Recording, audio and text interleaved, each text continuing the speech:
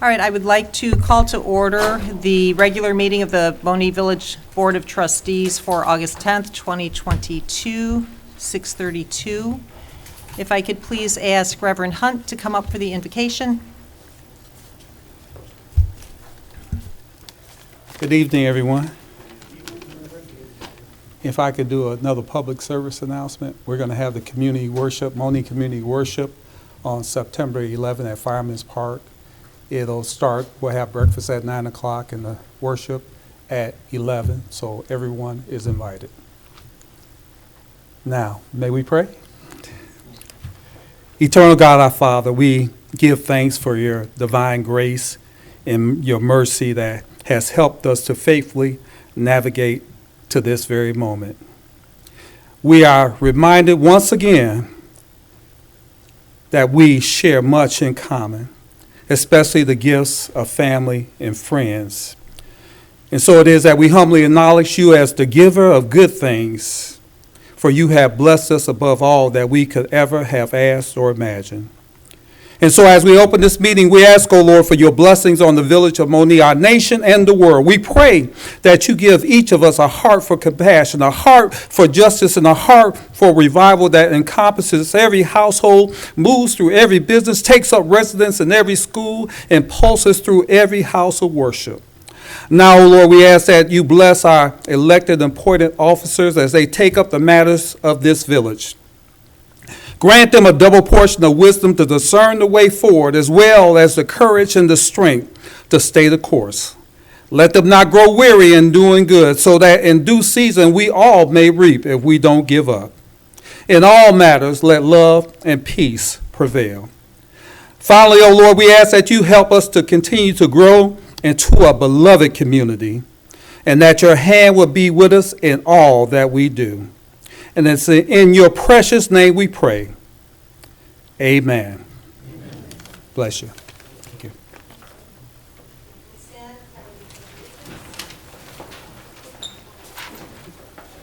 Allegiance to the flag of the United States of America and to the republic for which it stands, one nation, under God, indivisible, with liberty and justice for all. Roll call, please. Trustee Gonzalez. Here. Trustee Henson. Present. Trustee Horn. Here. Trustee Wilson. Present. Trustee Udris. Present. Open to the public, agenda items only. Can I have a motion, please, to approve the consent agenda? I'll make that motion, Mayor. I'll second.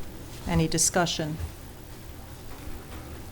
Roll call, please. Trustee Horn. Yes. Trustee Henson. Yes. Trustee Wilson. Yes. Trustee Udris. Yes. Trustee Gonzalez. Yes.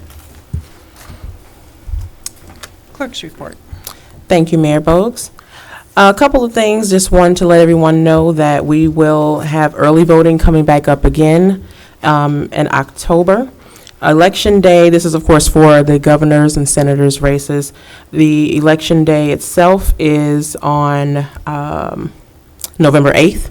However, starting on Monday, October 24th at Will County, they will start early voting on that day.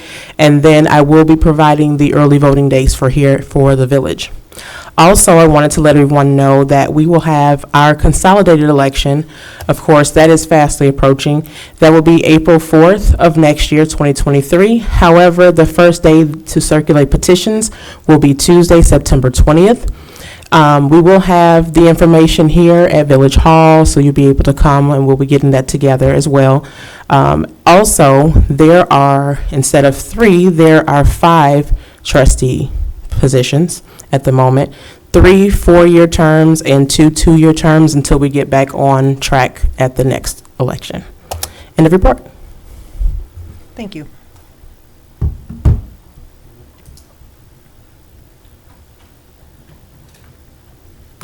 Okay, under my report this evening, I am going to start with a State of the Village address. I'm going to stand because I feel like where's Waldo if I'm sitting? And pardon me for reading this, but we've done so much that I don't want to miss anything. These past 15 months have been amazing on many levels, and I would like to thank our trustees, Trustee Horn, Udris, Gonzalez, Wilson, Henson, and the late Trustee Rakes for their support. It is a true honor serving the village of Monee. I was sworn in a year ago May with absolutely no transition. The village attorney was out on medical leave, and the village administrator had been previously placed on administrative leave. I focused on putting a team together with highly competent existing staff while bringing on board additional staff to build the village of Monee to a level which the residents deserve. And with our current administrator in place, we've been able to repair broken relationships while continuing to foster new partnerships. These successes have been a blessing. The ability to allow village staff the latitude to do what they need to do in order to perform to the best of their ability has given them a platform from which to shine and to continually put in the best effort to make our village the best it can be. I would like to take this opportunity to share some of the highlights, milestones, and accomplishments in each of these departments, which would be easy to overlook or go unnoticed because our team leaders tend to shy away from the spotlight or public recognition. I would like to begin with our Human Resources Department. There has always been a need for an HR department, which never existed before at Village Hall, in order to provide structure and equity for all village employees. Our part-time H officer, Jude Kanabi, has diligently pieced together a new policy manual, replacing the current one that was created over a quarter of a century ago. This manual has been sent to the trustees for their review, comments, and approval. A new employee handbook has also been drafted, which will help all new and veteran employees to understand their rights, benefits, expectations, and labor guidelines. HR has established employee performance evaluations and career path guidelines for employee promotion to provide a clear pathway to success, established a leadership structure within the Department of Public Works, a college assistance program, and an employee wellness program. In addition, a new employment application, job interview process, and employment process was created. We are striving to make Monee a place that is known as a municipality people want to work for. HR has also created an exit checklist to ensure legal compliance, new employee change forms to facilitate historical employment records, new ways to manage workers' comp cases, and Jude has made connections to facilitate dialogue regarding those cases. A mechanism for recognition, including birthdays and anniversaries, crew employee of the quarter, an internship program which opened our doors to students interested in government. Trustee Wilson is our liaison to economic development. Having the position eliminated in the last administration, we were excited this past year to bring the position back and hire Bill Barnes as Economic Development Director, and he has hit the ground running. He has designed and implemented a new village logo to portray a more forward-moving municipality and make a cleaner and fresher image for our residents and the businesses we are looking to attract. This has been applied to our water tower near I-57, along with all forms of printed and online media. A new and more stately entryway signage has been designed, which will be illuminated and create a modern and very impressive look at major entry points and intersections in the village. Work on this has already begun, utilizing funds from the American Rescue Plan Act. An economic development video has been produced, which will be aired tonight, and will be placed on our website and other areas of social media outlets. The goal is to entice businesses looking to move from higher taxed areas such as Cook County or other states to locate in Monee and help bring an awareness that shows us to be a proactive and pro-business community, creating opportunities and attracting new families to our village. Bill has been able to help existing businesses expand and is busy attracting new businesses, all of which will bring tax revenue for our town. Trustee Henson is our building department liaison.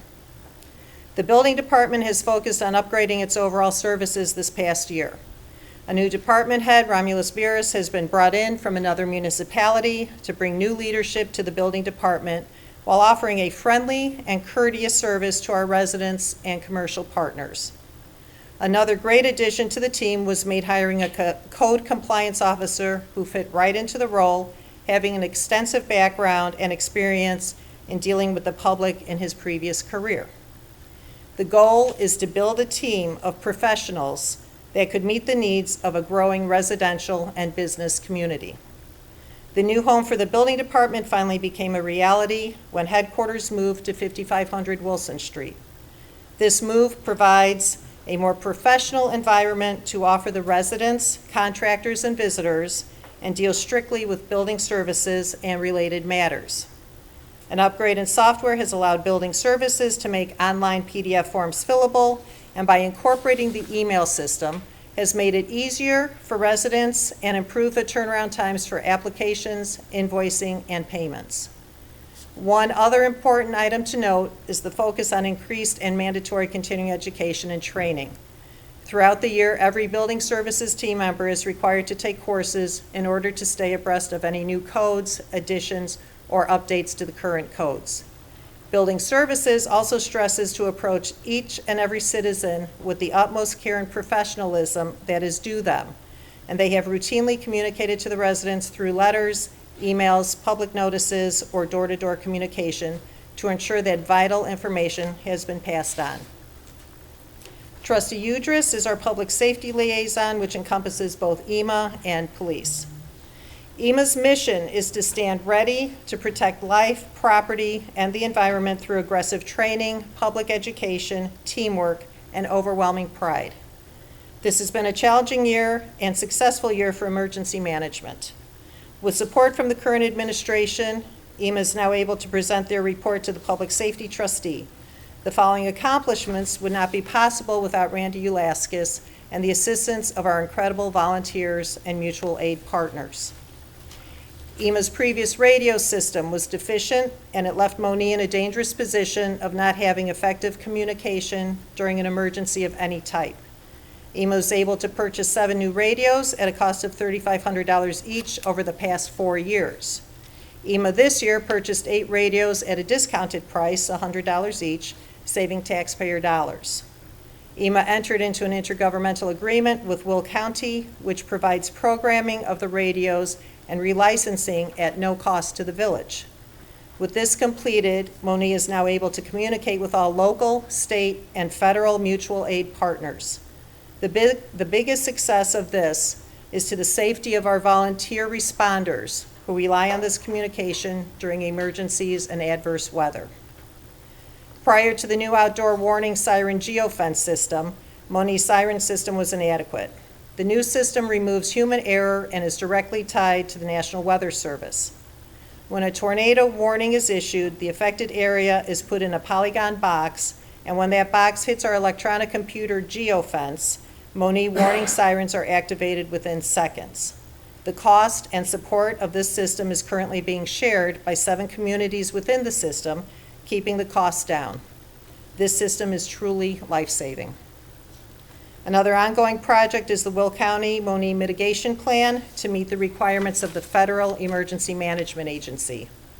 Having recently put this plan in place, the village is eligible for mitigation grants both pre- and post-disaster. Identifying hazards and risk is an important part of Monee's EMA posture. This plan focuses future efforts to minimize the impact of disasters and to better plan for disaster response. This is a fluid plan, and we will continue to work with Will County to update and maintain this plan. The village has a great team in place, and I thank everyone for their support of our emergency management agency and their volunteers. Removing animosity and supporting relationships within our departments has been paramount for this administration, as is the safety of our residents and businesses. The residential population of Monee is 5,000, but due to Amazon, the truck stops, and other businesses, Monee's daytime population can be between 12 to 15,000. This daytime surge places additional stresses on Monee's resources, and a strong and healthy police department is paramount to our residents' safety. This administration was able to quickly and fairly reach a contractual agreement with the Patrol Officers Union. This contract gives our officers security while making Monee attractive to potential officer candidates and lateral transfers. In July, we were able to introduce K-9 Cap as he became a certified member of our patrol force. Cap has been instrumental in locating 5 fleeing suspects, a key evidence recovery in 2 felony cases, and countless narcotic contacts. His impact is being felt as drug dealers in the area are very aware of Cap's presence. Monee Police Department purchased a speed alert sign, which is utilized throughout the community in an effort to maintain traffic safety for all of Monee. Under this administration, the Monee Police Department is looking to contract with Will County Animal Control to take over animal issues throughout the village. This will alleviate our officers from spending countless hours on stray animal care.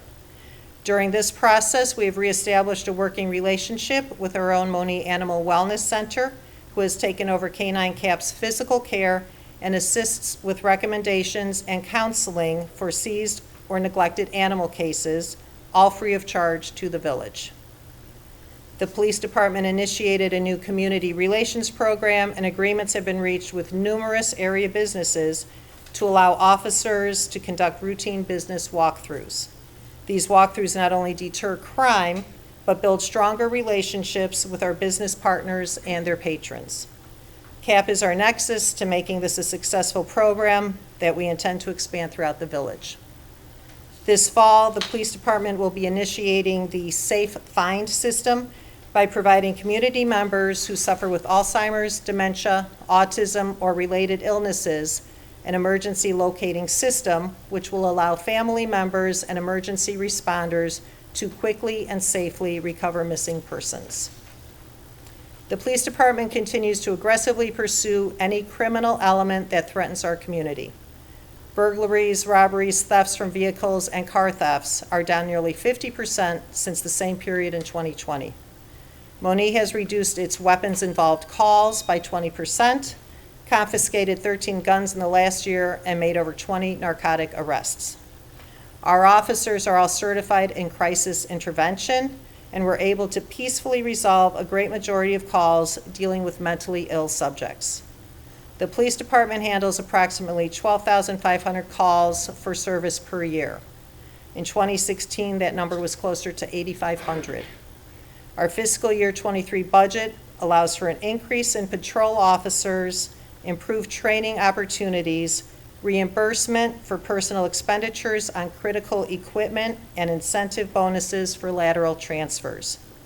This administration is dedicated to giving our police department all the resources needed to ensure a safe environment for all of Monee. The police department has been graced with a great depth of experienced leadership, which also includes our chief, Scott Kerner. Although Chief would never talk about himself or his past accomplishments, he does bring a varying degree of knowledge, training, and expertise, and readily shares this with his officers and local agencies. Chief Kerner's past leadership with the Illinois State Police SWAT Division as its statewide commander has made him a sought-out resource for area law enforcement. Chief Kerner has been very proactive in preparation of school safety, training our area officers in rapid response protocol, and coordinating efforts through communication, tactical strategies, and weapon handling. Chief Kerner has helped organize active shooter training within the Eastern Will County law enforcement agencies to ensure all officers and responding medical services bring a coordinated, efficient, and successful response. Excuse me. As one administration segues to the next, there will always be some carryover projects in the works. I've asked our engineers to provide the village with a timeline to get all village-wide roadways to a level of good or better condition. This year we will be at 66%, and I've pushed for accessibility and beautification throughout our village. Trustee Horn is our Public Works Liaison. Ed Johnson has taken the helm and has hit the ground running with numerous projects such as the Water Tower No. 2 painting project, numerous water main, sewer sanitary, and road resurfacing projects. Court Street was resurfaced from Elder to Eastgate last year and will be resurfaced to Will Center this year, made possible with a grant from the state. Monee was awarded the Safe Routes to School grant for a sidewalk down Court Street from Village Hall to Will Center. The grant will provide for new sidewalks and ADA-compliant ramps to coincide with other infrastructure improvements to provide better, safer connections to Monee Elementary School. A path was installed continuing north of Elder to Dollar General for accessibility via golf cart, bike, or foot. Water main improvements have been done and are continuing, and planned future sidewalks and lighting along Monee, Manhattan, and Egyptian Trail to Court Street will enhance our village's appearance while increasing accessibility and safety for our residents. The Department of Public Works has also taken care of multiple sidewalk and curb repairs, daily tasks including maintaining fields, culverts, ponds, parks, the village's buildings inside and out, all street lights and street signs, all the vehicles for the police department, building department, EMA, and their own. During the summer, spray for mosquitoes, and during the winter, maintain all village streets and sidewalks by plowing, brining, and shoveling. DPW has also completed the Wilson House project for the building department, the baseball fields for the parks department, as well as providing department-wide assistance to Fall Fest, Kids Day, parties in the park, and other events. We are also proud to announce that one staff member passed the CDL examination and another the water operator's exam and is now certified. With so many projects which need to be completed in order to keep the village in a proper state of repair, many times it's difficult for the residents to see and appreciate the work done to the infrastructure. There's been over $7 million budgeted and approved for various infrastructure projects, vehicles, and associated engineering costs. This board has approved a residential tax relief program to help our residents by giving back to them, and there has not been a tax levy increase. Monee has been able to accomplish a vast amount of water main and road maintenance without having to burden the residents with a bond to finance these projects. This is due to our talented finance director, Daryl Bulliner, who performs quality checks and balances that ultimately saves homeowner tax dollars. The village had a new water tower constructed and was able to pay off the full balance, and by paying off the IEPA loan, the village was able to save $369,000 of your money over the life of the loan. The village has eliminated many service fees associated with water bills, admin fees, and meter read fees, permanently eliminated the vehicle stickers, pet licensing fees, and withheld increasing the village portion of property taxes, and I am pleased to announce that a reduction in the water bills is in the works. Having implemented the new software system, we now have the ability of posting payments in real time, and it allows for residents to receive their bills by email, as well as offering various payment options, including Apple and Google Pay, PayPal, and Venmo, all at no extra cost to the residents. The village declared a surplus of $75,000 in TIF 5 and sent those funds to Will County to distribute amongst the taxing bodies. The village has also chosen an investment firm to represent the village with its long-term investment goals and strategies. We believe that we have been entrusted by the taxpayers to be good stewards of their tax dollars. Trustee Gonzalez is our Parks and Rec Liaison. One project which was in its infancy last year, which residents will be able to see the progress of and appreciate, is our Parks and Rec Comprehensive Plan. Having been adopted during the last administration, it has fallen upon us to implement, which we have eagerly embraced. The Parks Pavilion has already been removed and will be reconstructed, and the drainage issue with the football field will be corrected. We are actively working on adding to the village's available green space to bring more acreage to the residents to enjoy the outdoors, as well as having repealed the No Dogs in Parks ordinance and reviving the Citizens Beautification Group, which will provide an enhanced appearance of our village for our residents to enjoy. Diana Kroll has been very active and has put together a stellar Parks and Rec team, producing another successful year. The previous administration had slashed the parks budget by $150,000. We quickly played catch up and supplemented the Parks and Rec program, with much-needed resources to meet its needs. Along with all of the fabulous programs, lunches, and events, these are some of the additional accomplishments we experienced over this past year.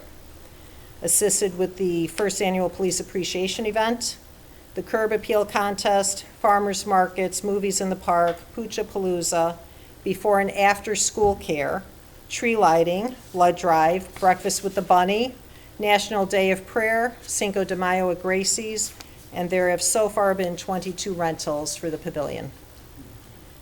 Our administrator, Ruben Bautista, has successfully reestablished strong connections with several organizations within our village. The creamery restoration has been completed, and our support given to the Monee Historical Society, as well as renewed partnership with the Monee Alliance of Churches. This allows the village to work with these organizations to foster community development, support, and involvement. This administration is also happy to work with other municipalities, as the Village of Manhattan has reached out to us asking for help on their boardroom audio-video project. Their mayor and board picked Monee's board videos as the system they want to replicate. That is saying something considering where we were a few years ago. This is one of the things we should be proud of, as John Jones has done a great job getting things posted, edited, and adding a personal touch. My position as your mayor, to serve the residents, is truly an honor, and I strive each and every day to do what I can do to maintain and improve the village, our relationships, and our support of our employees, businesses, and residents. I want everyone to see the pride we have in our village and the greatness of Monee. Thank you for your time.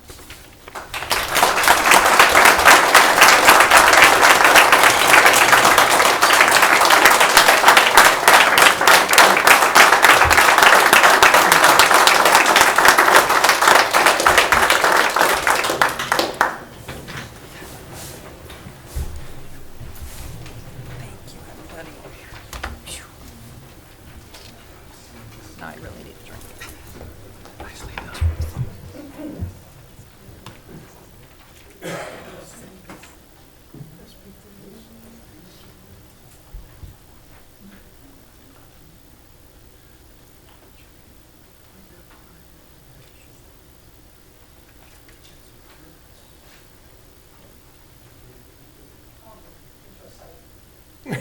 When you're ready. This is the economic development video that Bill Barnes had worked on.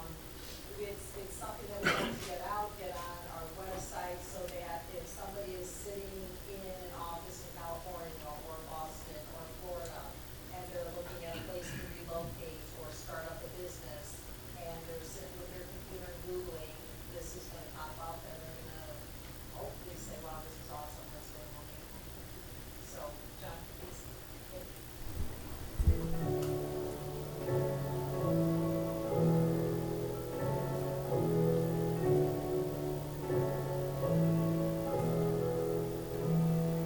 Welcome. Thank you for your interest and taking the time to view this video. I am Dr. Therese Bowes, Mayor of the Village of Monee. I am a 26-year resident of Monee and was elected mayor of this friendly and growing community in May of 2021. This community was founded by Augustus Herbert in 1853 and was incorporated as a municipality in 1874. We, the residents and village leadership, are very proud of its history. We are also aware that progress is essential to growth for the future. Monee is home to several well-known businesses, such as Amazon, Indian Victory Motorcycles, Iroquois Paving and Asphalt, Bass Pro Container, Whiting Corporation, Molex, along with many others. And in fact, Monee currently houses millions of square feet of industrial facilities offering competitive compensation. We are located just 40 minutes south of downtown Chicago. Our open and available land has become one of the most sought after commercial and industrial real estate markets in the southeastern Will County region. A major interstate exchange is strategically placed near industrial and intermodal zones, optimizing logistic efficiencies. With our continued growth and available land, we are poised for even more exciting things over the coming years. Our recently completed comprehensive plan to develop a lifestyle center and a centralized downtown will house small to medium-sized retailers and host community events, all alongside beautiful walking and biking paths. While we work closely with major developers to bring new businesses to Monee, our commitment to maintain a small yet progressive community for our current and future residents is paramount to our trustees, administration, and myself as we grow. The future for the Village of Monee is very exciting for all of us, and we invite you to contact our Economic Development Director or Village Administrator to learn about the opportunities that are right here for you in our community.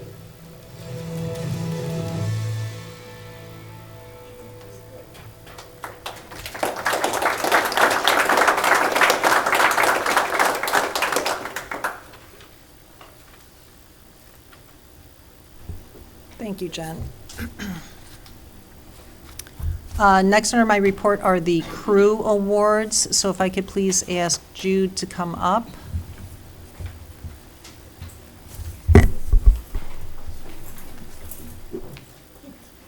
Thank you. And Mayor, thank you. And Board, I have to tell you, it's amazing to be a part of this and to hear the wonderful things that are going on in our community. And it all is because of your support. So we applaud you from this side back.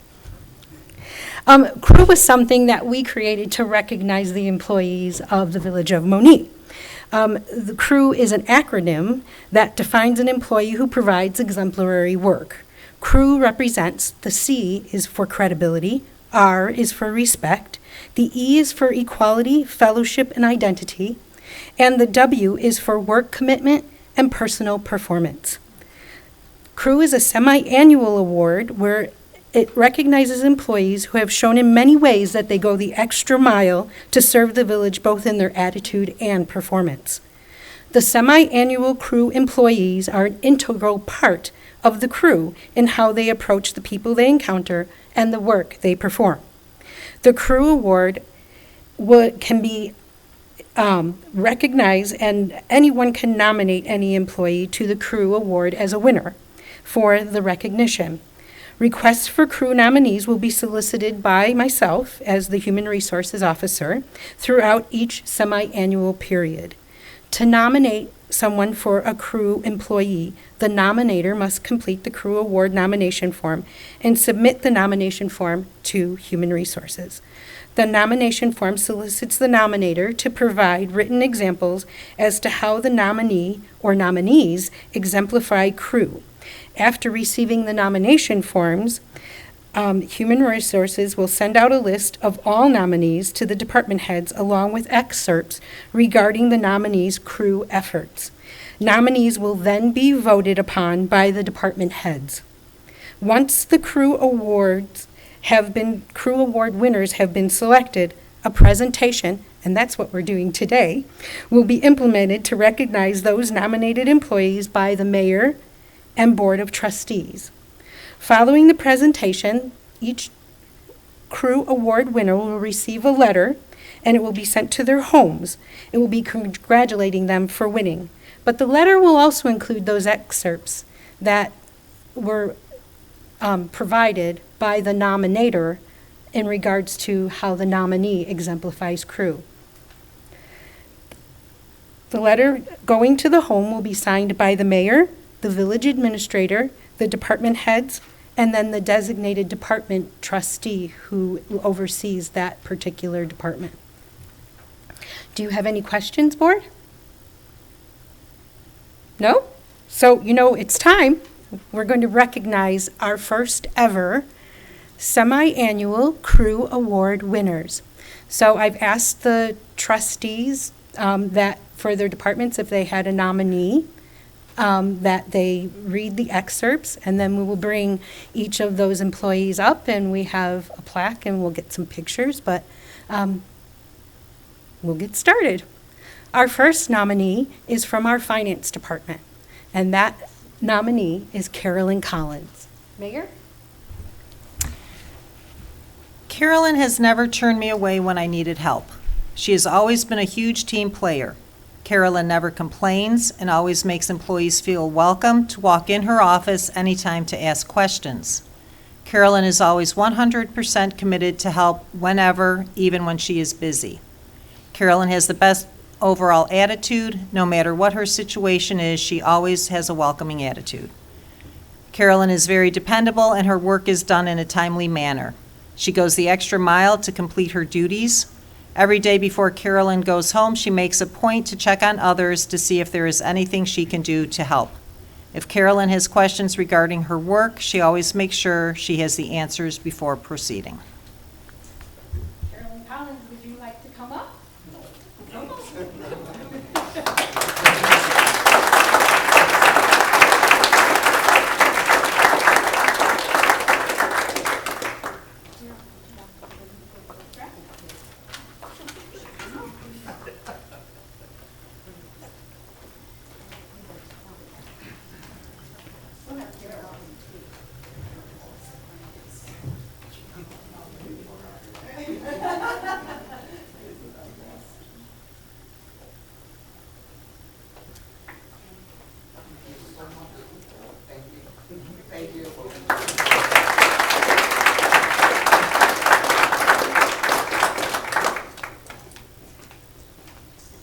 Our next nominee comes from the police department, and that nominee is Peter Farias.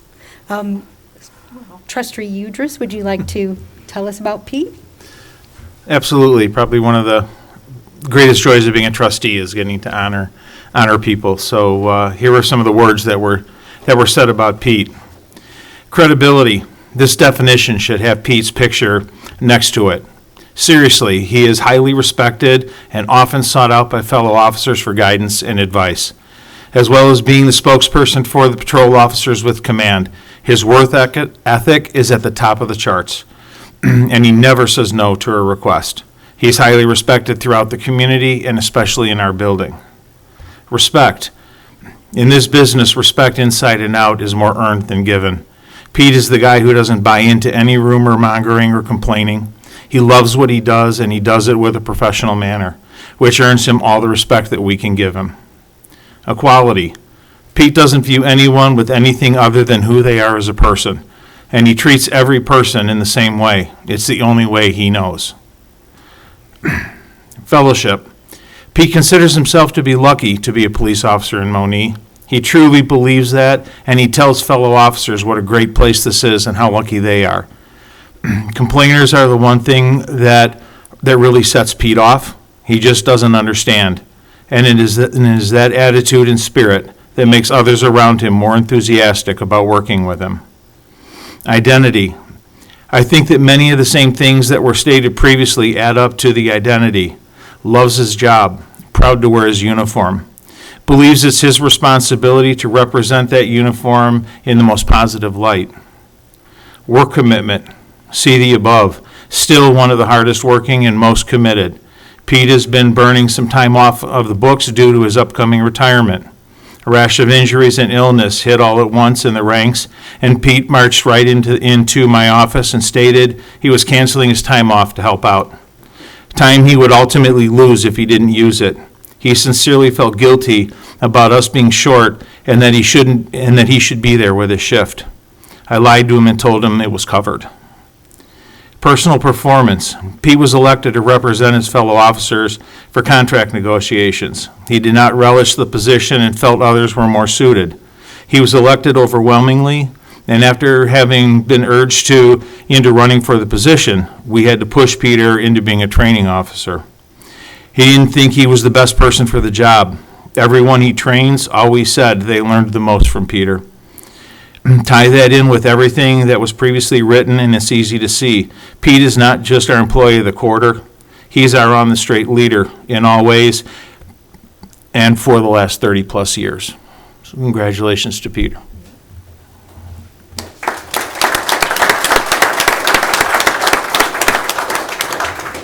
As you have heard, Officer Farias has retired and enjoying his retirement. We will be sending him his letter and his plaque, but congratulations, Pete. Our next nominees all come from our Department of Public Works. So Trustee Horn, would you like to share with us those nominees and who are our crew semi-annual winners? Yep, certainly. Jill Donati, Jill exceeds above and beyond when it comes to credibility. She has great communication skills with competence and clarity. The work group relies on Jill for countless amounts of things. She shows up and gets her work done on time. Without Jill, DPW would take a major blow. Jill is as nice as they come. You can imagine some of the phone calls she has dealt with. Not everyone could respect the point of view of others and deal with any situation in the right way. I can honestly say that Jill is a great example of equality, fellowship, and identity. Every employee is treated with respect from Jill. There are no favorites or special privileges for anyone. There is no extra assigned work for some and not others. In fact, Jill would be more than happy to donate some of her time to help complete a more important task at hand. She shows up every day in a good mood, willing to tackle anything and everything thrown her that day. I have watched Jill become the backbone of DPW. She is always on top of what needs to be done and when. She volunteers her time for village events, stays late to take in a delivery, or to finish water bills. She is a team player at her worst and at her best. She is my company's ideal employee. That's Jill. Let's go to Brendan. We'll applaud for them all together at the end here. Brendan Smith. Brendan has shown he can be counted on to learn different tasks to help out his fellow co-workers. Brendan has always been respectful of others' opinions and views, and he is always open to ideas. Brendan has no problem helping any employee with tasks. He always strives to do better. Brendan has never given pushback to his fellow employees. Over the past year, Brendan has shown an increased level of commitment to his position. Brendan has stepped up as a leader, taking charge of various tasks assigned to him, as well as others' tasks not assigned. He has demonstrated a willingness and ability to identify tasks that need to be completed, coordinate with the appropriate crew member, and see the task through to completion. He has proven himself to be able to work independently to produce results with little or no close supervision and to lead others to do the same. Brendan is an extremely valuable member of the DPW team and, as such, deserves to be recognized for this continuing efforts. I've watched Brendan grow over the years and have seen him make great strides to better himself and to take on challenging demands and pushing himself to be better, volunteering for jobs many others did not or would not. One example is as a young adult, Brendan applied himself and went through the Class C water operator's licensure that was offered to him and his coworkers. Brendan is a dedicated student in his field and uses his skills every day. As the youngest member of the team, Brendan took on the challenge while no other team member took on this challenge. Brendan has received much praise and respect from the residents, coworkers, and supervisors alike. I've been very impressed with his professional demeanor with the public and elected officials. Brendan has represented the village well over the years and has grown so much. Throughout the years, Brendan has stepped up time and time again and refused to allow himself to become entangled in the rumor mill or drama that has occurred. Brendan has remained focused and has become a key member of his team. Most recently, the village received a bill from a contracted vendor that seemed out of sorts. Brendan was called in to investigate this anomaly and was able to diligently review the SCADA system and data numbers showing that the village was being overcharged $133,000. Brendan did the data research and confirmed the overage, and we were able to document with proof of the errors. This same anomaly happened again the following month, and Brendan was again called in to assist. Again, the village was being overcharged $45,000. We have since left this recurring bill with Brendan to conduct period checks, monitor, and billing invoices. Way to go, Brendan. Last but not least, Dan Trofimchuk. Dan has gone over and beyond all expectations with the 4 baseball fields and moving 13 semis of dirt, looking up what is needed, the measurements, what standard fields need, and how to create that for the village. Dan has pointed out concerns and how to address them. Dan has always values our insights on projects or ideas to fix or improve things and asks what others' thoughts are. He is constantly thinking outside of the box about what he is doing and how it will affect those who enter the parks for programs or if they visit a park. Dan is always respectful to others and treats all staff the same no matter what their level. There are not many more dedicated to the Village of Monee and their job than Dan. Okay, congratulations.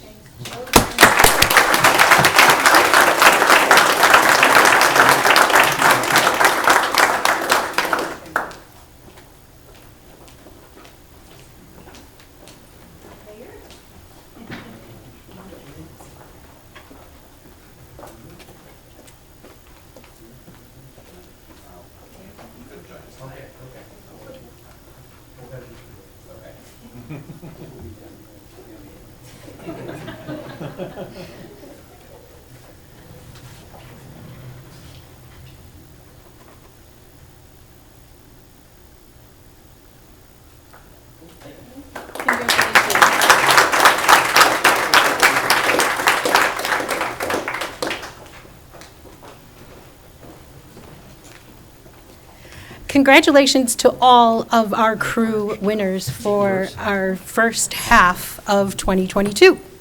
So we'll be seeing you in December with our people who were nominated for crew, and that will be for our last end of the year for 2022. So we'll be catching nominations now and gathering them throughout the remainder of the year. Thank you. Thank you.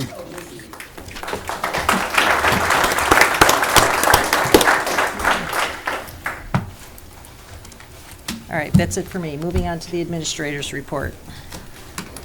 Thank you, Mayor. Good evening, everyone. First item under my report is the water main improvements, a partial pay request number 2 from Iroquois Paving, and this is for the Margaret Street through Will Center water main project. The village has recently received partial payout request number 2 from Iroquois Paving Corporation for work completed on the reference project. Robertson Engineering and village staff have reviewed this invoice and determined that it is in substantial compliance with the plan specifications. Therefore, we recommend that Iroquois Paving Corporation is entitled to payment of $241,847.64 as itemized below. The total earned to date is $785,869.98, less the 3.5 retention, which is $27,505.45, for a subtotal of $758,364.53, less a previous payment of $516,516.89. So the total amount due this pay request is $241,847.64. The board action request is a motion to approve payout request number 1 to Iroquois Paving Corporation in the amount of $241,847.64. I'll make that motion. Second. Any discussion? Roll call, please. Trustee Henson? Yes. Trustee Wilson? Yes. Trustee Udris? Yes. Trustee Gonzalez? Yes. Trustee Horn? Yes. Thank you, Board. Next item under my report is the purchase of a police squad car. Due to unforeseen circumstances, personnel changes, and vehicle demands, the Monee Police Department has experienced an operational need to replace 3 squad cars, which has been budgeted for fiscal year 2023. As the chief outlined at the July 27th board meeting, there is a squad car shortage throughout the nation, resulting in a chain reaction to look out of state for available squad cars for purchase. This nationwide search for available vehicles would give cause to forego the state bid process. The chief has been able to locate a 2022 Ford Interceptor utility squad in Mercer, Pennsylvania. The invoice is $38,710.00. It should be noted that the chief has been able to secure a verbal agreement with McCandless Ford that they will honor the Pennsylvania government pricing. The first board action request is a motion to approve waiving the South Suburban cooperative bid process. I'll make that motion. Second. Discussion? Roll call, please. Trustee Wilson? Yes. Trustee Udress? Yes. Trustee Gonzalez? Yes. Trustee Horn? Yes. Trustee Henson? Yes. Thank you. The next board action request is a motion to approve the police department's purchase of the 2022 Ford Interceptor Utility Squad in the amount of $38,710.00. I'll make that motion. I'll second. Any discussion? Just want to thank the chief for his due diligence on this and not only finding a squad car for us, but finding it at the price that he did. Thank you. Roll call, please. Trustee Udress? Yes. Trustee Gonzalez? Yes. Trustee Horn? Yes. Trustee Henson? Yes. Trustee Wilson? Yes. Thank you, Board. Next item under my report is a block party request. The Monee Police Department has received a block party application request from Cody Christensen and Kelly Herman. The request is for Saturday, September 3rd, 2022, from 2 p.m. through 11 p.m. The event would be held on South Linden Avenue between Astor Place and South Middle Point Avenue. The applicants have spoken with all of the residents on South Linden Avenue and garnered their signatures for approval. Should the board approve this application, barricades will be set up and removed before and after the event, allowing only emergency vehicle traffic. The police department will ensure all block party rules are strictly adhered. Board action request is a motion to approve the block party application as requested. So moved. Second. Any discussion? Roll call, please. Trustee Gonzalez? Yes. Trustee Horn? Yes. Trustee Henson? Yes. Trustee Wilson? Yes. Trustee Udress? Yes. Forgot to ask if we were invited.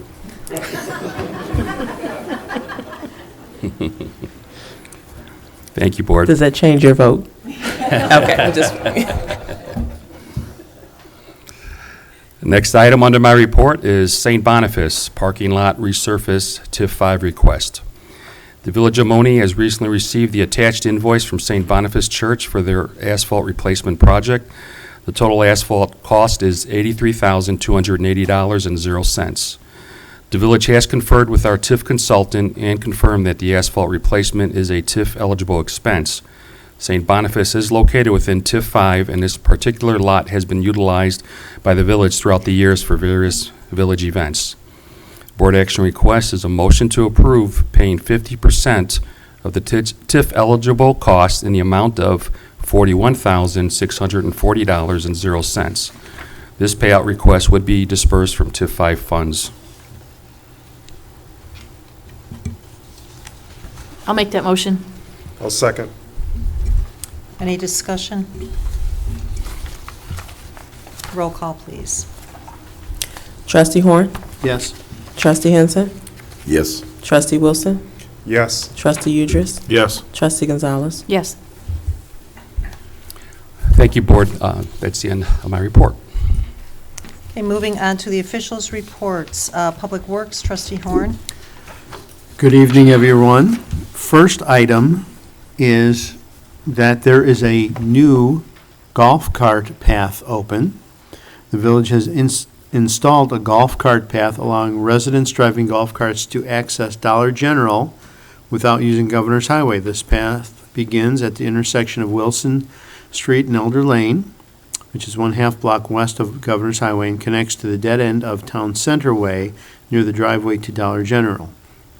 Using this new pathway will mitigate the risk of having a slow-moving vehicle such as golf carts navigating the heavy traffic on Governor's Highway. We will have another branch pickup that is scheduled for next Wednesday, August 17th. I believe that's next Wednesday. Branches should be placed curbside prior to that date in accordance with village policy, and that can be found on our website under Department of Public Works, Yard Waste, and Branch Pickup. And then concrete work. DPW staff will be meeting with a local concrete contractor this Friday to identify and mark damaged curbs and sidewalks that are in need of maintenance. If anyone is aware of any failed concrete that may need attention, please contact the Public Works Department at 708-534-8306, 534-8306, or via email at dpw@villageofmonee.org, End of report. Thank you. Parks and Recreation, Trustee Gonzalez. Thank you, Mayor.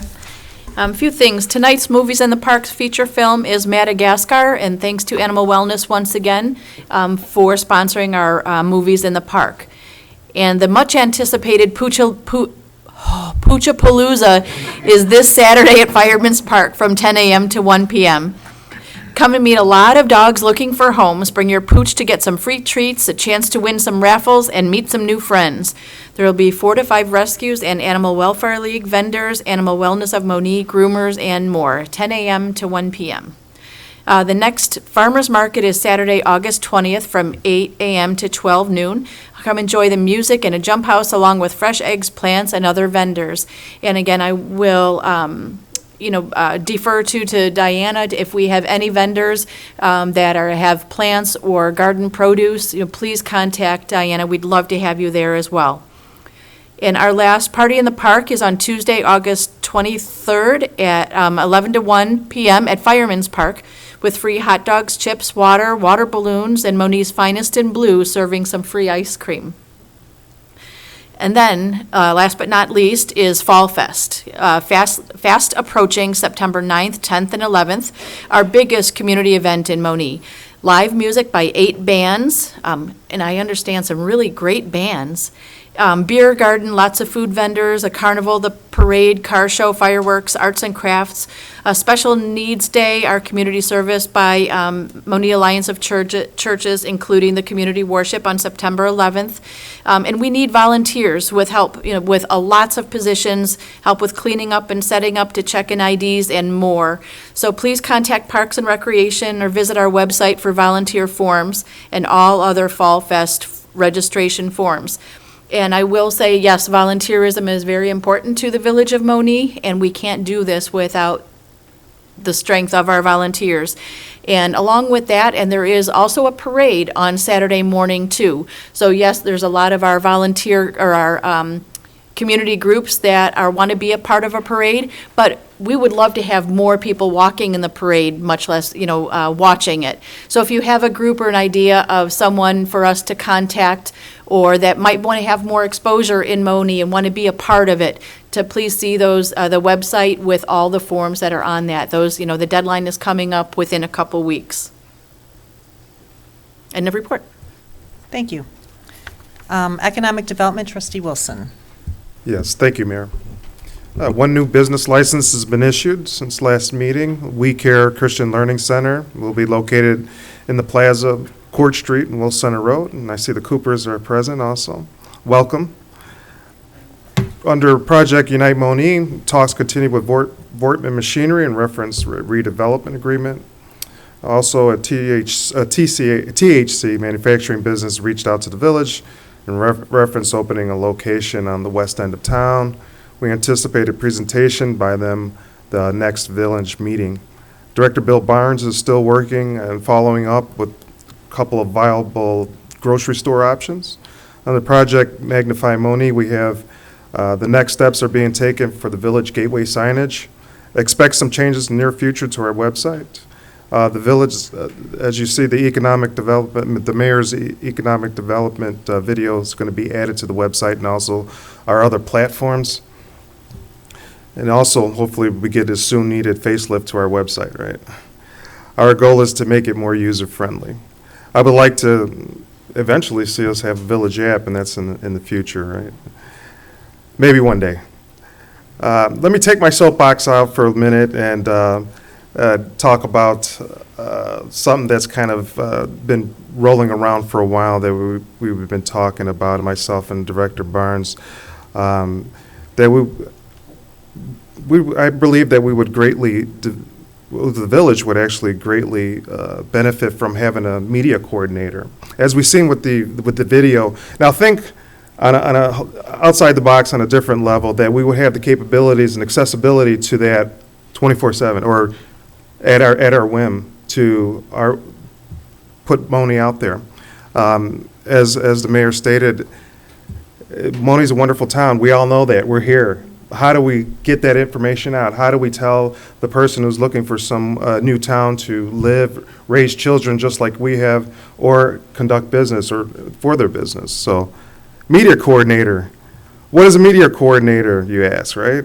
Media coordinator is a communication professional who develops and implements targeted communication and advertising content for a variety of media platforms. So currently, we have about 3 staff members that I'm familiar with that are tackling that task, right? And they do it great. They do a great job at it, but it takes away from their duties and responsibilities. Also, we could have a person designated for that. That would be wonderful. With the input of those people and persons who are doing it now currently, I think it would just make it that much better. So keep that in mind. I'm off my soapbox now, but I just believe that we came to the point, we're coming to the point where it's a necessity. So Fall Fest, it's quickly approaching September 11th, as Trustee Gonzalez said, September 9th through the 11th, and it's time for Monee to shine, right? That's our big opportunity, our big moments, to fellowship, enjoy one another as a village, and to let our hair down, so to speak. So, but with that being said, we need volunteers, vendors, and sponsors. So as of right now, we currently have 19 sponsorships, which is excellent. And that helps to dampen the blow of the cost. So we have 19, why not 50, right? So we're going to be moving and shaking and try to get more sponsorships. Sponsorships can come from businesses.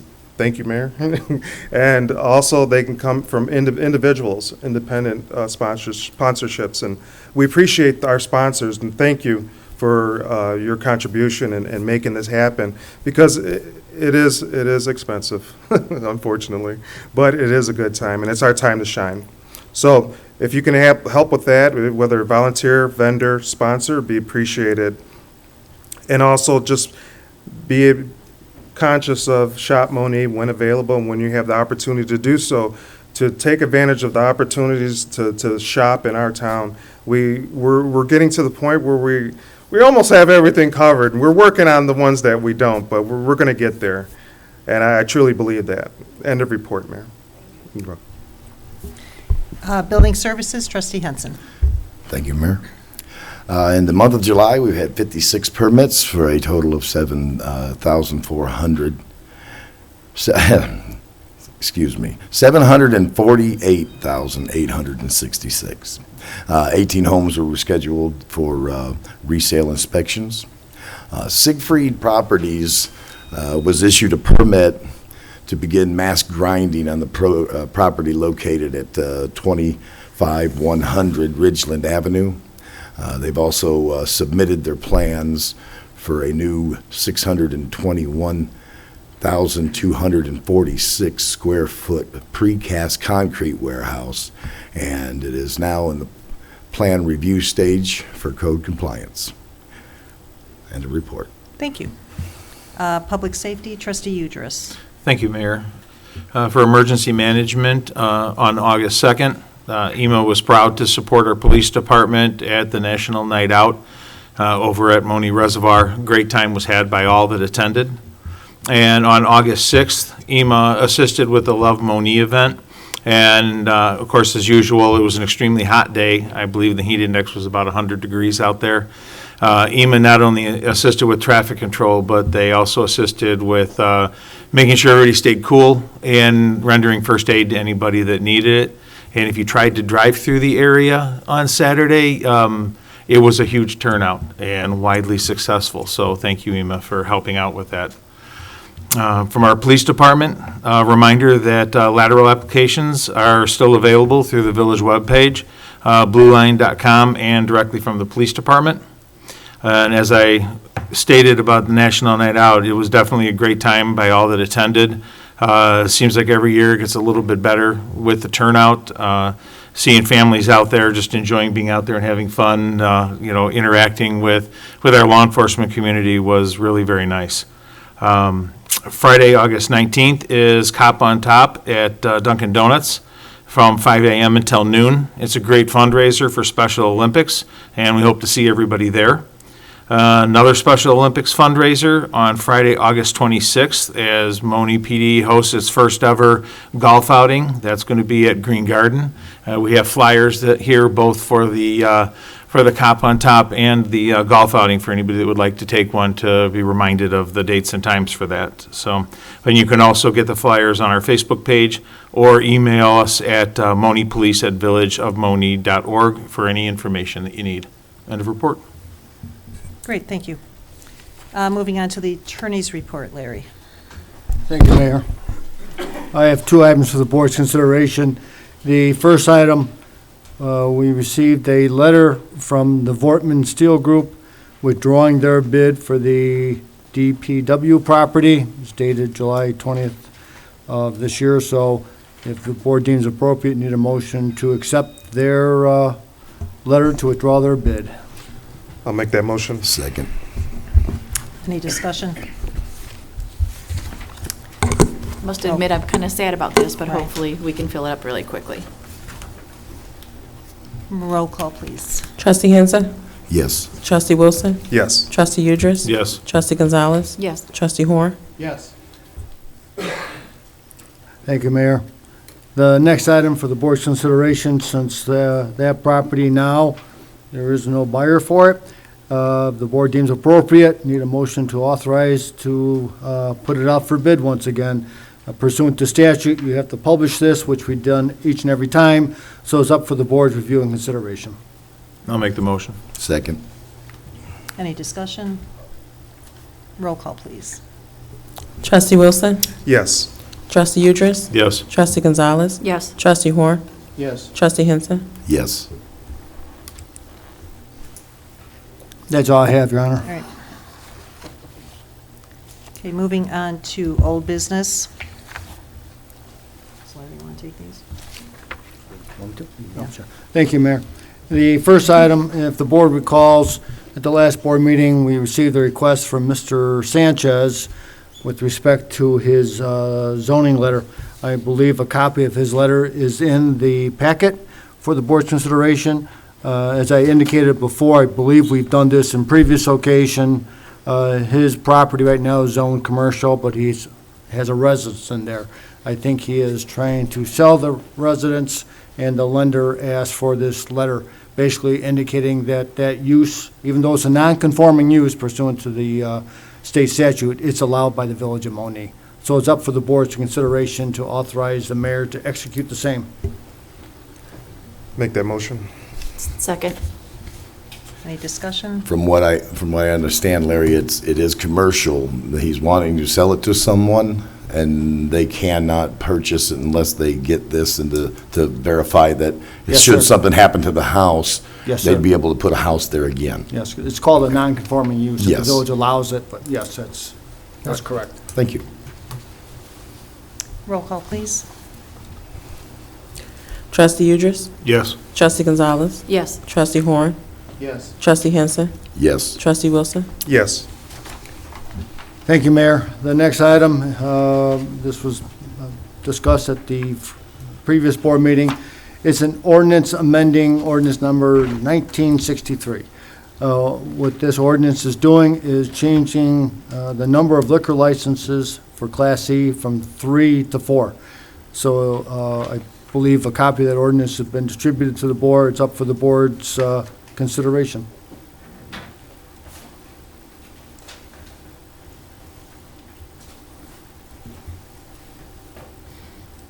I'll make the motion. I'll second. Discussion? This is for Yes, sir. 7-Eleven. Yes, sir. I did do some checking in, and Mr. Patel had helped with making some ordinances over in New Lenox also for 7-Elevens and everything like that. New Lenox. Speak up, Okay. please. New This- Lenox hadn't. 1 second. Yeah, this one is just for 2. In order for us to have the ordinances for the licenses number, the next one will be 7-Eleven. All right, then I will wait. Any other discussion? I guess I see no need to add another license to our repertoire at this time. And I actually, I feel the same too, and that's why we developed this ordinance almost 2 years ago. We don't, well, it's our vision not to have that many licenses out and about in town. There are, yes, it does garner some tax revenue for the village, but I think, I don't want to say it's run its course, but for the size of the village we have, I think there are plenty of opportunity and places that, for people to choose from, for gaming in our town right now. And I see no reason myself to raise that limit either. Well, I think one of the other reasons that we put a limit and we put stipulations on it was so that businesses would come in and get established before we started allowing licenses. For me personally, I'm not a video gamer. I don't play it, but at the same time, I do believe in equal commerce, and I think that it's only right if we're going to allow some businesses in town, we give any business that's willing to put the investment into it an opportunity to have them. If you would, Village Attorney, Larry, Yes, sir. would you just clarify Class E liquor Pardon me? license? Class E? A Class C license, I believe, if I recall correctly, you're allowed to sell packaged liquors and also, I think it's beer and wine, no food, and no entertainment. And right now, we have 3, this would increase that to 4. And with that, if there's liquor, open liquor, the applicant would then be eligible for a video gaming license. So the Class E is the gateway to Yes, sir. obtaining of it. Yes, sir. So I guess these two, K2 and K3, are pretty much intertwined. Would you classify it that way, sir? Yes, absolutely. Okay. So I'm going to ask John to come up here right now. I want to show the board and the residents something here that I've noticed. So I'll let you pull that map up right now.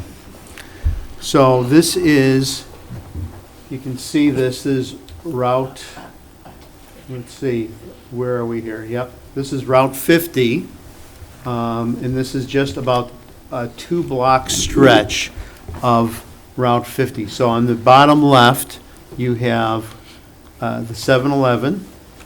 Almost directly across the street, you have Frankie's Pizzeria. And then about a half block north, you have, on the same side of the street, the east side, you have Straight Home Bar and Grill. Now, both Frankie's and Straight Home Bar and Grill have gaming licenses. If a person wants to do gaming, Okay. there are two facilities right within a block of the 7-Eleven. So they're very close together. Here's the other issue that I see with this granting, because it is, the liquor license, they're wrapped up together. The other issue is the parking at 7-Eleven. It's very limited. 7-Eleven, great business. It serves the community well, but it's designed to be in and out in 5 minutes. Get your gas, get your coffee, get your sweet roll or your hot dog or something, and then you're on your way. It is not designed, and I think there's maybe about 5 slots, parking slots. I'm There's not 15 exactly sure. parking spots there. How many? 15. 15? 15. There are 15 parking spots at Are 7-Eleven. you including the, I am not including the fuel islands, no. But they have 2, they have 4, they have 4, then they have 3. but the two over here are used for, so I've counted them myself to see about parking, and everything is an issue, but there are at least 15 parking spots, painted parking spots at 7-Eleven. I'm just incredulous on that. However, my original point stands that the parking there, the traffic there is designed for in and out. The other question, which I think is a huge question to some on this board, is that this facility is open 24 hours.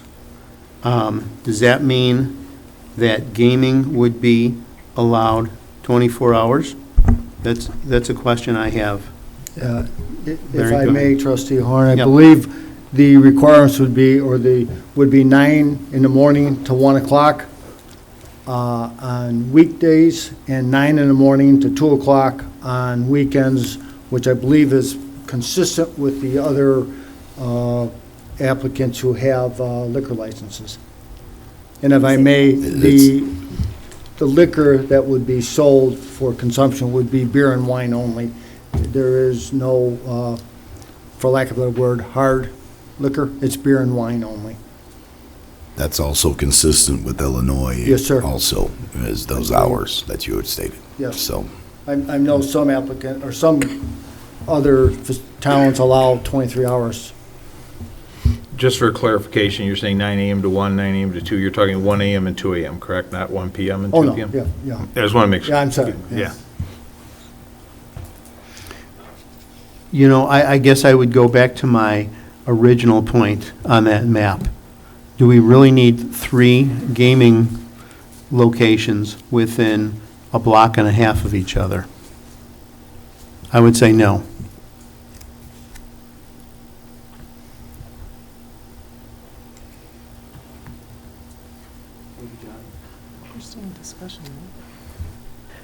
Yeah, so we have a first and a second. Again, this is for raising the number of licenses.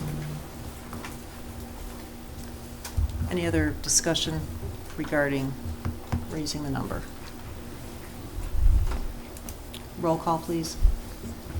Trustee Gonzalez? No. Trustee Horn? No. Trustee Henson? yes. Trustee Wilson? No. Trustee Udris? Yes.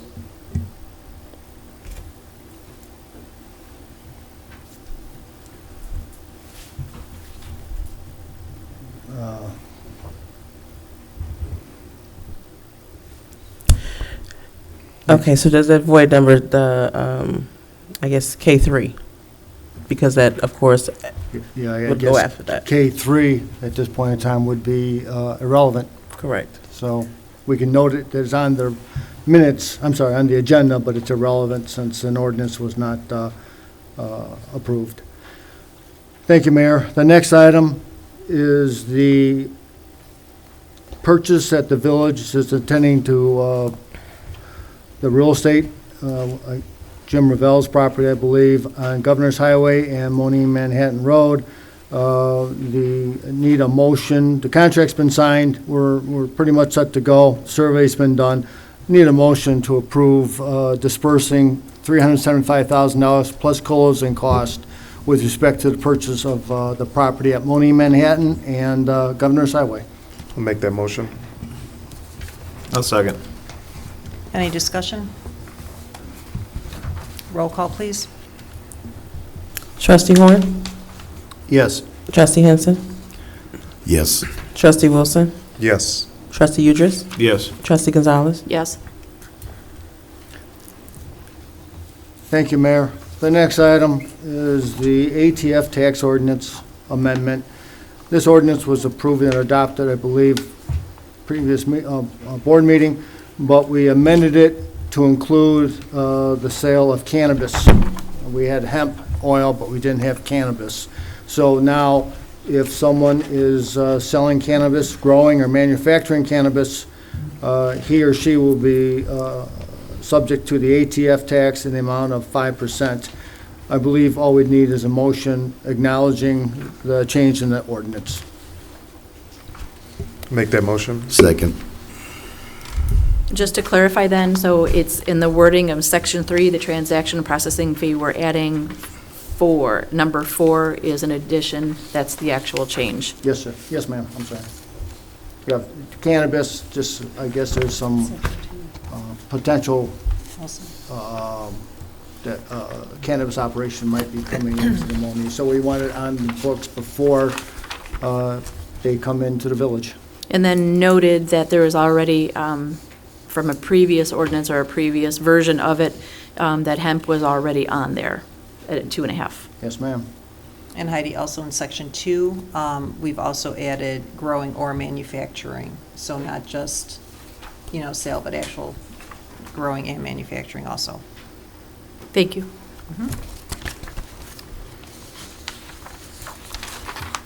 Roll call, please. Trustee Gonzalez? Yes, pardon me, yes. Trustee Henson? Yes. Trustee Horn? Yes. Trustee Wilson? Yes. Trustee Uders? Yes. Thank you, Mayor. Ordinance number. Oh, No, we already have it, yeah. okay, perfect. The next item is an ordinance, a PUD ordinance on behalf of Crow's Head LLC. I believe Mr. Buckmeyer approached the previous zoning board of appeals. This was about a year and a half ago, and they gave a favorable recommendation. Mr. Buckmeyer then approached the recently sworn-in zoning board. They didn't have to make a recommendation because the previous board did that, but in general, they are in favor of his project.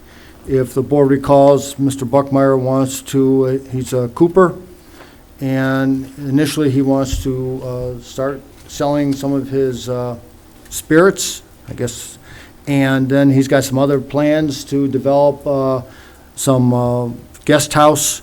So it's up for the board's review and consideration. And the one thing I know, Jeff has reviewed the plans, initial plans, and there is a lot of work that Mr. Buckmeyer has to do to that site.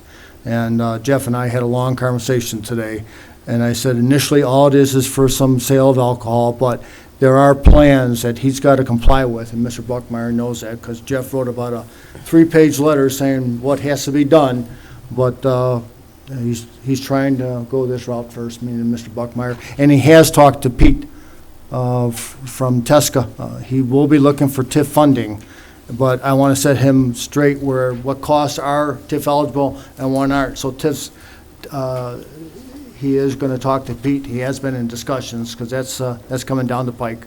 So it's up for the board's review and consideration. I'll make that motion. I'll second. Any discussion? Roll call, please. Trustee Horn? Yes. Trustee Henson? Yes. Trustee Wilson? Yes. Trustee Uders? Yes. Trustee Gonzalez? Yes. 2011. Thank you, Mayor. The next item, we received and I believe it's in the board's packet, a professional, I'm sorry. It's me. Go ahead, my man. We're tag teaming. So this was from old business, unfinished. This is PBS, Professional Services Agreement for Firemen's Park Pavilion. At the July 13th Village Board meeting, PBS gave a presentation showcasing some structural options for the replacement of the Firemen's Park Pavilion. On July 22nd, a committee meeting of the whole was called, and Chad Sharon of PBS was present to continue the discussion. A board consensus on the replacement design is as follows. 1, a demo of existing concrete pad. 2, excavation for new concrete footing. 3, pavilion replacement of 100 by 50 wood frame structure. 4, metal roof and sides. 5, 8, 10-foot electric roll-down doors, 4 doors per side. 6, a heightened roof line to attach the existing park building. 7, 3 new 10 by 8 man doors. 8, industrial roof line heating. And 9, electric fireplace. In order to move forward with the project, we would first have to enter into a professional service agreement with PBS to plan, design, and build the replacement structure.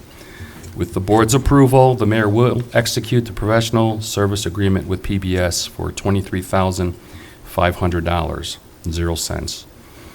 We will also need a second motion to approve the estimated costs of $415,000 to move forward with the plan. It should be noted that this is an estimated cost and subject to change. This quote also factors in prevailing wages.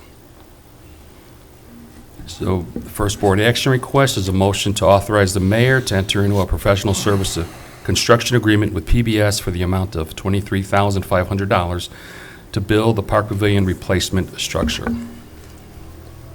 I'll make that motion. A second. Discussion? All right, this is just for discussion of and planning of what we're going to put there, because everybody still hasn't really come up with what they want to do there, correct? This is just a planning. To enter into an agreement with them to Okay. start the design. All right, thank you. Any other discussion? So I guess I just have the question. We do have a park plan. How does this fit into the park plan? I know we are, there are some other buildings in the vicinity that may become available at some point to use for large gatherings. So I guess when we decided to demo the old building, our thought was that this was going to be, we were just going to replace it with another pavilion structure. Just very basic, and I sense this growing as Exactly. as time goes by and adding more features to it. I mean, I do believe we need some large gathering place, but I think that is going to be, according to the plan, park Yes. plan that we put together, I've always been taught to plan your work and work your plan, that it was going to be another building rather than, and the pavilion was going to be just that, a pavilion. In the So plan, oh, I'm sorry, as you can probably tell, I'm about ready to jump out of my seat here. I'm very passionate about this plan. And yes, it fits into exactly what this park plan says. And within our first 2 years of that comprehensive plan, this is within budget of what it was supposed to be. And yes, we all said that we would love to have a Taj Mahal. This is not going to be it, but it will be a multifunctional pavilion and expanding to what it does. And what the initial pie in the sky thinking is to have this a much bigger structure, but we all agreed, let's keep this one because of the possible availability of certain other properties in the vicinity. And we can utilize those for our bigger, sports plans or fields or what have you. But this will be a 3-season functional room. with my understanding of looking at the park plan, it is what it was on our present park plan, a pavilion.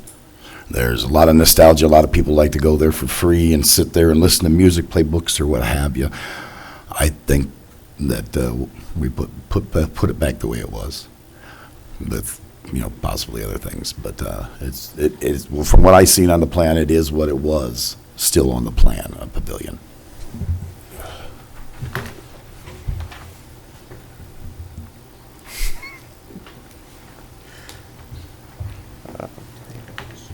So I guess we saw that first motion to approve for PBS to design of whatever it is we decide. So we have a first Right. and a second on that. So we need this, Yeah. we need this motion so that we can begin the planning of what we truly want. And so the second motion can lead us to a lot of what this discussion has been. I'll make that motion. The motion Oh, we has did, been didn't we? We have seconded. a We just first gotta and a vote on second. it. It's been a minute. Yes. Yeah. So, roll call? Trustee Henson. Yes. Trustee Wilson. Yes. Trustee Udris. Yes. Trustee Gonzalez. Yes. Trustee Horn. Yes. Okay. Thank you, Board. So before I move into the next motion, I did give every trustee an email I received yesterday. So this was at 2 o'clock, so this would have been after we posted. this board action request. I had asked, a few weeks ago, I'd asked PBS if they could just give us a replacement cost for a pavilion. This has been brought up several times for a replacement. And so he did with his architect. They gave us this number of $240,000 for a rebuild. And this would include a concrete slab, the steel roof, and the posts. So moving forward, I guess, so now we have two options. I'm going to have to amend this motion request, or this action request. And Larry, if I could, just add. Is it possible to have discussion is it before okay? we do a motion? Yeah, you can. Okay. So that we can shape what the motion should be? I mean, I believe you're allowed to. You know, technically, it's usually the motion first and then the second, then discussion. But it Right. seems there's some confusion as to what's being, What the motion should be, that's, yeah, so I think it's. is you it could- proper, is that out of order to do You that could way? suspend Robert's Rules of Order in order to at least get something on the table, because it seems like we're not exactly sure what we're voting on, so. you So might do wanna we need a discuss. motion to suspend Robert's Rule of Yes. Order in order to have open discussion? Yes. I would like to make that motion. Second. Roll call, please. Trustee Wilson, Yes. Trustee Udris, Yes. Trustee Gonzalez, Yes. Trustee Horn, Yes. Trustee Henson. Yes. So the discussion that I would like to start off with is that we've had a couple meetings, and I've been part of some discussions privately with Diana from the Park District, but I would like to see if we could start off the discussion with Diana coming up and talking about what she would like to see with this and weigh in. We've all been trying to figure out what is best, but I think you're the best person for that.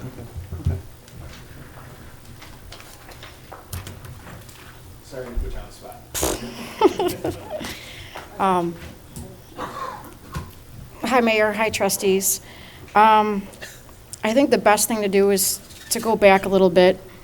In early 2020, we began the process of the Park Comprehensive Plan by outlining the current uses and desires from the public, stakeholders, elected officials, and employees. After public meetings, surveys, hundreds of hours collecting additional data, and a lot of money spent on the Park Recreation Plan, which was passed in March 2021. From that process, a more detailed plan outlined Firemen's Park, and a plan was put together. And it was just passed this April 2022. Neither of these plans talked about renovating the park building or doing anything other than replacing the pavilion.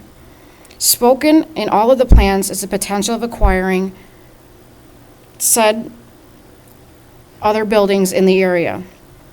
That's where the soccer balls can be kicked around all year round. That's where the park and recreation offices can be located. That's where the senior center, dance classes, preschool.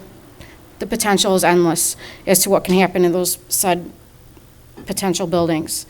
The pavilion is the center meeting point in the community and brought families together at the center of Firemen's Park for all of these events.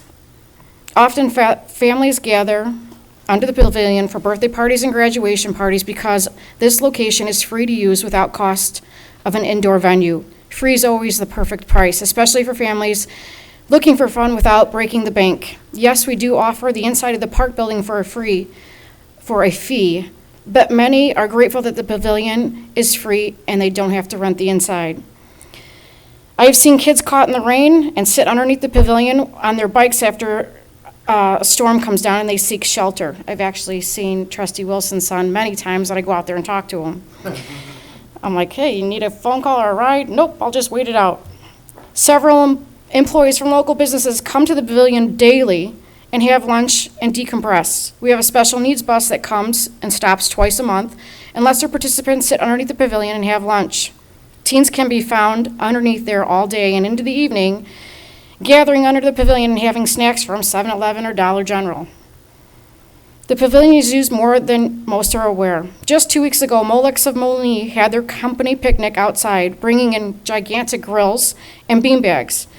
And they could not thank us enough and can't wait to be back next year. Premier Fitness uses the pavilion during their fitness Olympics every year. churches and schools have their picnics under the pavilion. The Monee Mavericks and Cheer have been using it every night to hold parent meetings, cheer practice, and shelter should a storm pop up. Having roll-up doors and fireplaces, they're all very nice touches. But all of these plans that your tax dollars were used to develop never mentioned any of these wants from anyone. The plans all spoke about replacement of the pavilion. It's nice to hear all the extras that can be added in, like glass doors, heaters, and fireplaces. I'm not trying to sell you on an idea that would cost the taxpayers a lot of money. Do I want the Taj Mahal? We all do. We all want to drive the Lexus or the whatever, but we do what's right. What I'm trying to explain to you is what the businesses and the community do with Fireman's Park and how it's used and how important it is to the community. National Parks and Rec Association is quoted by saying, "Pavilions are the heart of the park. They are the gathering place, the dining space, the iconic feature that blends civilization with a natural environment."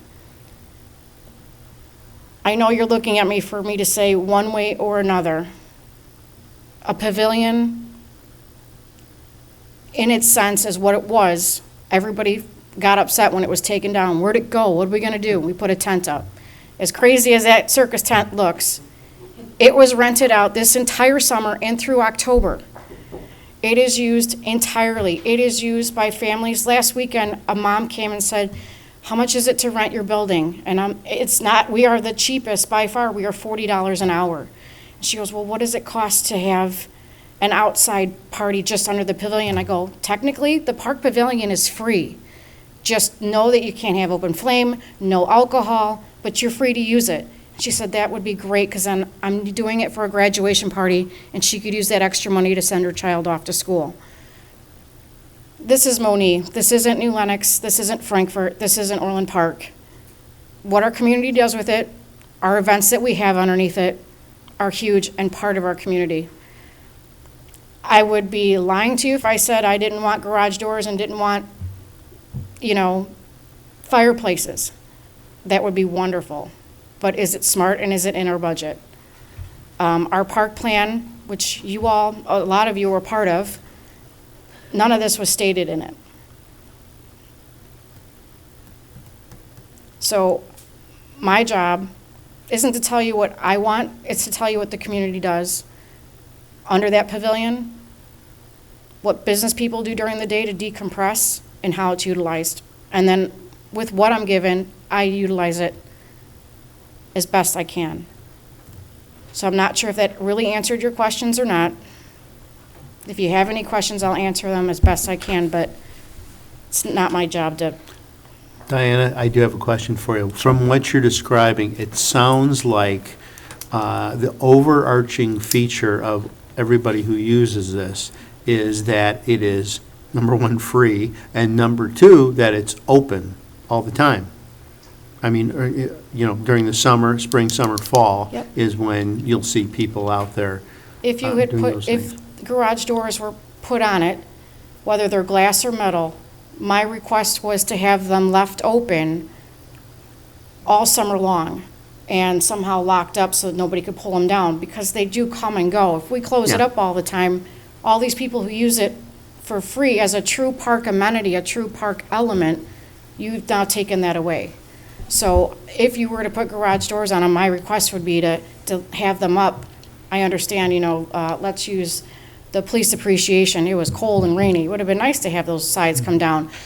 But if you look at how many times we wish we had those sides versus the cost of it, is it cost efficient? No, your comments are very valuable, to me at least. Thank you.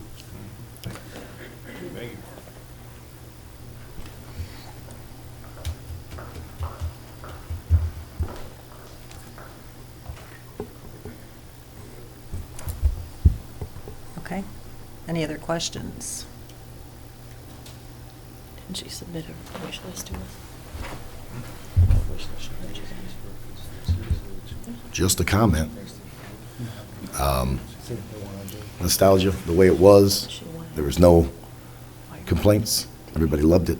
Everybody comes there. My fervent decision on it would be just back as it was.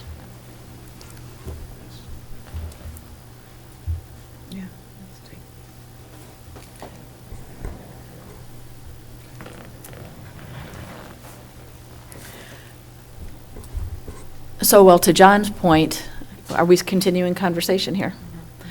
To John's point, it sounds like from what Diana's just stated, from her wish list that I received a couple weeks ago, has maybe changed a little bit in what we had talked about in getting this request done from PBS. So if there, it's almost like a meeting of the two things, like a, how did you say it? Get what we have, or how did you say it, John? Put it back the way it was? Or they used the words before, but it sounds like there's probably 3 different ways we could go here, right? But if you also look at the 2 different I did. amounts, that's a real telling also to me. We have a parks plan. I don't believe that the pavilion was considered in that of upgrading the pavilion. Well, to So- the Parks Plan's point, it's called an evergreen document, so it's not written in stone. It's a plan of what we wanted, and those revisions can be made anywhere along the way. And so I think this one is part of the evergreen. This is what's not on the plan, but we can make changes as we need them. Yeah. I agree. As we need them, but I don't think we need them. I agree with as we need them, but I don't think we need them right now. Well, I think we all got caught up in the Taj Mahal. Well, I'm well, and I, guilty. you know, And I- the Taj Mahal, oh, I drew up the Taj Yeah. Mahal, yeah. But knowing what we need or what we can afford, and then being able to plan for expansion should we need it. Sure. And that's what I think this pavilion is and can be. And in looking at the comprehensive plan, I don't know where exactly, what we're talking about would fit in with the plan, but where would it fit in, you know? I think if we leave the pavilion as is, I think that would be more purposeful. It's my personal opinion, especially getting input from Diana. That would serve the village in a greater capacity. We can always have off-site, off-location, whether it's cross-street, DPW building back here, who knows what the future holds with different properties. Then we can implement that, or even the current building, pre-existing building that we can build off of. But as far as the pavilion goes, I'm thinking that's looking like a staple for the village. That's looking like something that we should probably leave well alone. And we'll save our plan, or the Taj Mahal plan, for later, because I got caught up. I still want it. And I still see it, because there's a purpose for that also with the business rooms, where the conference rooms and the different classrooms that you can section off and have different activities, so.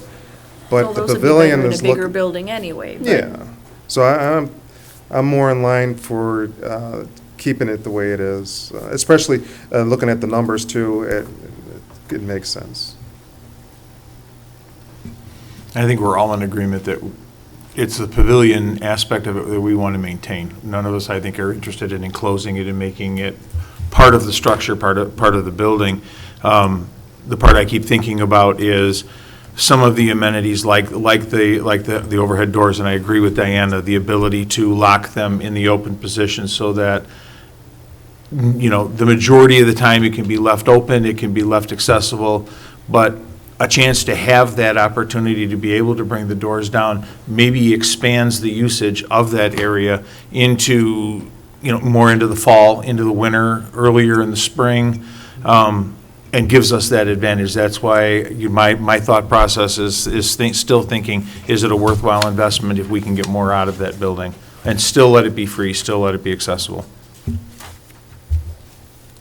I was also in favor of doors and a heater and everything until I looked at the difference. It's not quite, but almost double the price. And I don't think that it's worth that to do it. Well, what if we, you know, by the same token, if we did enclose them and were able to even enclose that, you know, we'd still need probably the front wall or that south wall built. So maybe we don't need the roof line heating or the The fireplace. And what would that do for the drawings for us then, or the cost? And with the plans that maybe that could be added if we needed it in the future. You know, the second board action request is up to 415,000. Doesn't mean we need to spend 415,000 if we would tonight approve that number. But with the idea of maybe we want to dial it back just a little bit, but it gives some leeway on design features if we approve it for that full value.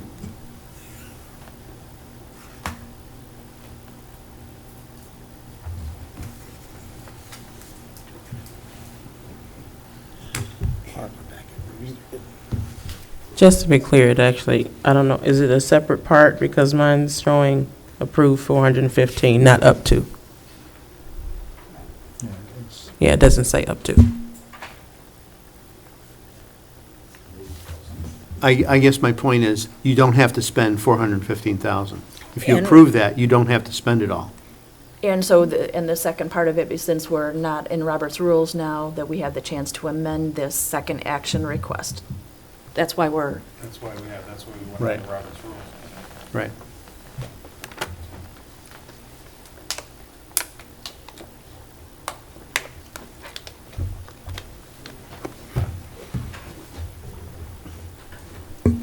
I'm a little confused here. We went out of Robert's rules to be able to discuss prior to taking action because of you guys not knowing exactly what you wanted What to the do. motion should be. Not necessarily what was just mentioned, yeah, to change the motion. That's different. Okay. So does that mean we need to go back into Robert's rules? I'm not sure where we're at with That's everything. Doug's rules. Well- I like Doug's rules, believe me. Once you're back in the Roberts rules, then the normal rules apply. So then there had to be a motion and a second.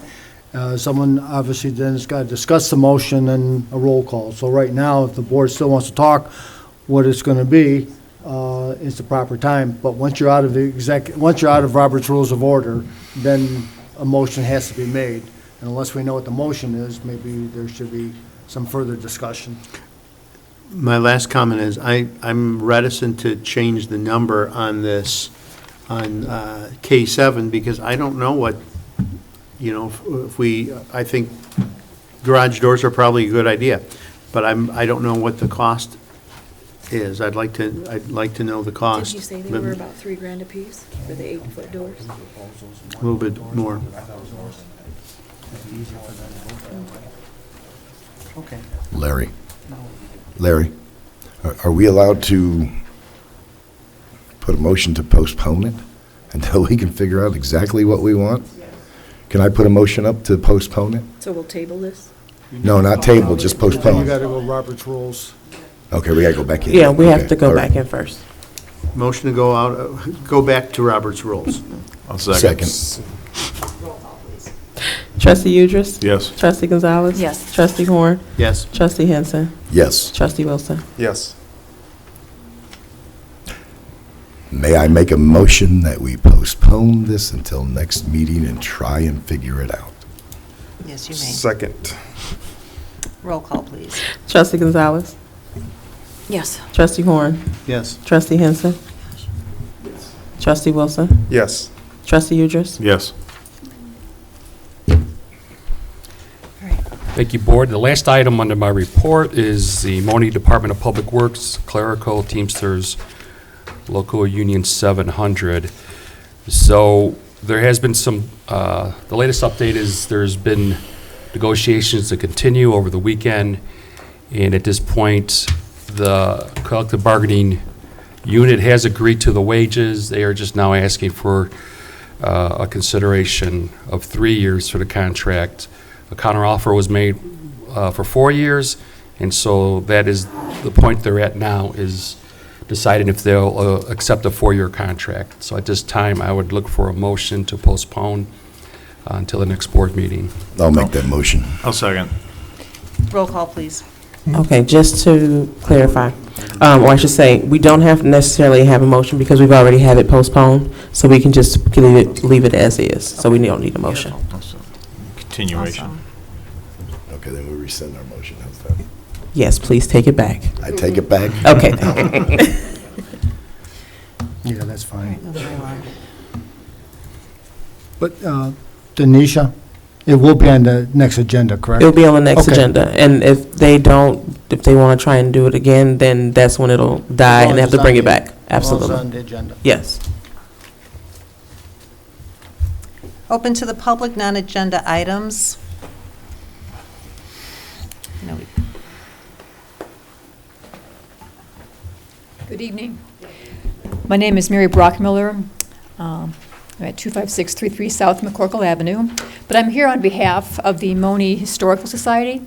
And thank you to Mayor Boggs and the board for allowing me to invite the community to the upcoming events at the Monee Heritage Center in the Creamery at Firemen's Park, which is the home of the Monee Historical Society. Summer is coming to a close, and the Historical Society will be back in full swing for the fall. This Saturday, August 13th, we celebrate Poochapalooza. We will be serving doggy whipped cream treats on the terrace of the Creamery. There will be a Collier Canine contest and a special exhibit on American presidents and their Poochie pals. We will be open for Fall Fest, September 9th through the 11th. Come take a tour. If you haven't had a chance to see the inside of the Creamery, the restoration was amazing, so that alone is a reason to come. But we also have some great exhibits on display, including a timeline of Monee history and pictures of streets and landmarks from the past, which you will still recognize today. We're going to have Ask a Historian, bring your questions about Monee, and our local historian will have the answers for you. We have a beautiful handmade quilt being raffled off, and we're also having a reprint of Our Roots Are Deep for sale, which is this book right here. You might be familiar with it. It was first published in 1973 to coincide with Monee's centennial celebration, but it's the most comprehensive history of Monee available. And it gives you a real appreciation for the thriving foundation upon which our village was built. And I think, what we heard tonight, what we're trying to strive to achieve again. Lastly, we have an American History Book Club, which is held the first Thursday of each month at 7 p.m. It's led by Billy Morgan, and our next book club is Thursday, September 1st. This month's book is entitled Worst President Ever, James Buchanan and Other Lesser Presidents, written by Robert Strauss. And what's been interesting is this book club really brings together diverse members of the community who otherwise wouldn't have really meet each other, and they have an interest in reading and history. So it's been a good, lively discussion at all the meetings.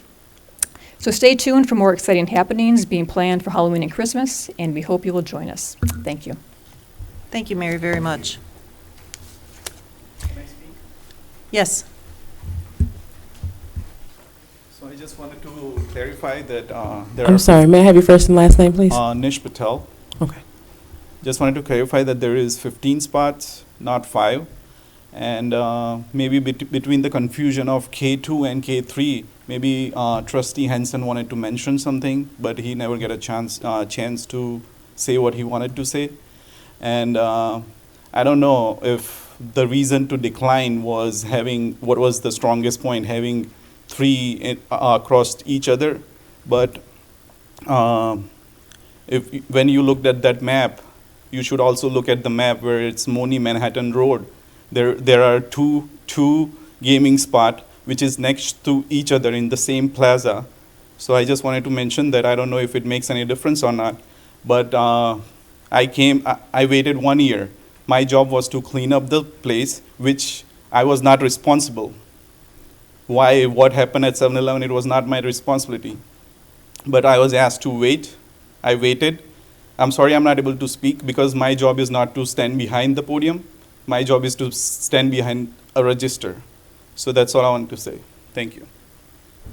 Thank you. Mr. Patel, I did want to let you know that I've lived here for 12 years, and for the year that you have had that over there, it has been, pretty much crime-free. It has been cleaned up. It looks professional, and I applaud you, sir, for that. Before, there had been several things that have gone on there, and it does not go unnoticed in the community and amongst the board and others. So.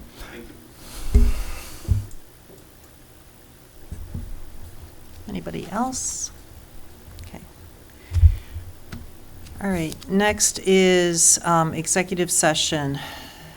for 5 ILCS 120/2C1, appointment, employment, compensation, discipline, performance, or dismissal of a specific employee. May I please have a motion to end regular session and go into I'll make that executive? motion. Second? Roll call, please. Trustee Horn? Yes. Trustee Henson? Yes. Trustee Wilson? Yes. Trustee Udris? Yes. Trustee Gonzalez? Yes. 8:27 PM.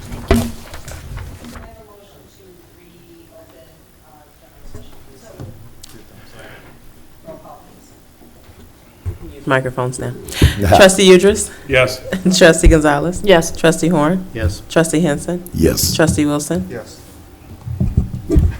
May I have a motion to adjourn? Yes. Motion. Second. Roll call, please. Trustee Gonzalez? Yes. Trustee Horn? Yes. Trustee Henson? Yes. Trustee Wilson? Yes. Trustee Udris? Yes. 8:56 PM. Thank you, everyone.